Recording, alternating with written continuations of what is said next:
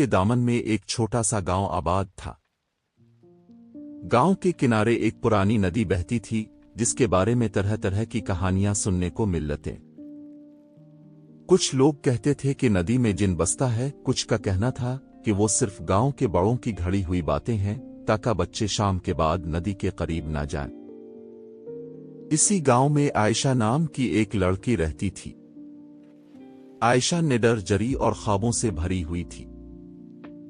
इसकी सबसे बड़ी ख्वाहिश थी कि वो नदी की गहराई को देखे और ये राज जाने कि आखिर इस पानी के अंदर ऐसा किया है जिसके बारे में लोग डरते हैं। एक शाम आयशा चुपके से नदी के किनारे गई। सूरज डूब रहा था, आसमान सुर्ख और सुनहरी रोशनियों में नहाया हुआ था। अचानक पानी की सतह हल्की सी लर्स और नदी के बीचों बीच एक रोशनी सी चमकी। आयशा की आंखें हैरत से फैल गईं। इस रोशनी से एक कदावर साया नमूदार हुआ। वो था नदी का जिन। इसकी आंखें ज़मुर्द की तरह, सब्ज बाल पानी की तरह बहते हुए और कद ऐसा जैसे वो आसमान को छू ले। लेकिन इसके चेहरे पर खौफनाक तासुरात नहीं बल्कि उदासी की एक परछाई थी। आयशा ने हिम्मत करके कि उत्तम कौन हो? जिन ने भारी मगर नर्म आवाज में जवाब दिया, मैं इस नदी का रखवाला हूं, मेरा नाम ज़ारिक है। सदियों से इस नदी और उसके राजों की हिफाजत कर रहा हूं, मगर लोग मुझे सिर्फ एक डरावनी कहानी समझते हैं। आहिस्ता आहिस्ता आयशा और ज़ारिक के दरमियान बातचीत बढ़ती गई।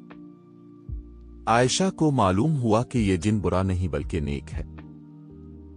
इस पर एक जादूगर ने सदियों पहले जादू कर दिया था जिसके बाइस वो हमेशा नदी में कैद रहता था। वो सिर्फ शाम के वक्त नमूदार हो सकता था और फिर रात ढलने से पहले वापस पानी में गुम हो जाना पड़ता था।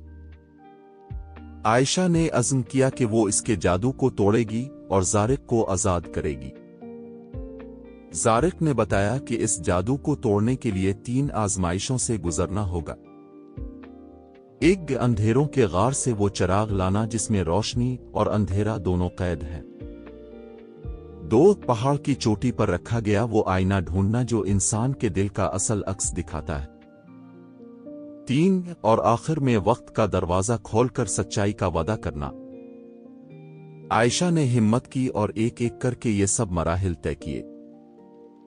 अंधेरों के गार में इसे खौफनाक सायों का सामना हुआ, मगर उसने चिराग हासिल किया। पहाड़ की चोटी पर आईने ने आयशा को उसके अपने दिल का अक्स दिखाया जिसमें बेखौफी और मोहब्बत झलक रही थी। और आखिर में वक्त के दरवाजे पर उसने कसम खाई कि वो हमेशा सच और नेकी का साथ देगी। जब आयशा ने ये तीनों आजमाइशें मुकम्मल की तो नदी का पानी नीला और शफाफ हो गया। आसमान पर बिजली चमकी और ज़ारिक की जंजीरें टूट गईं। वो आज़ाद हो गया। ज़ारिक ने आयशा का शुक्रिया अदा करते हुए कहा, तुमने मुझे सिर्फ आज़ाद ही नहीं किया बल्कि ये भी साबित किया कि इंसान और जिन के बीच भरोसा और दोस्ती मुमकिन है। अंजाम। आयशा गांव वापस आई और सबको बताया कि नदी का जिन खौफनाक नहीं बल्कि नेक था। लोग पहले तो यकीन न करते, मगर जब नदी के पानी ने सारा गांव सरसब्ज बना दिया, खेतों में लहलहाती फसलें उगने लगीं और खुशहाली आ गई, तो सब ने मान लिया।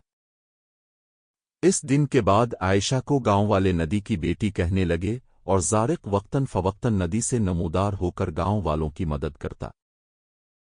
यूं आयशा और नदी के जिन की ये कहानी एक ऐसी दोस्ती की मिसाल बन गई जो सदियों तक याद रखी गई।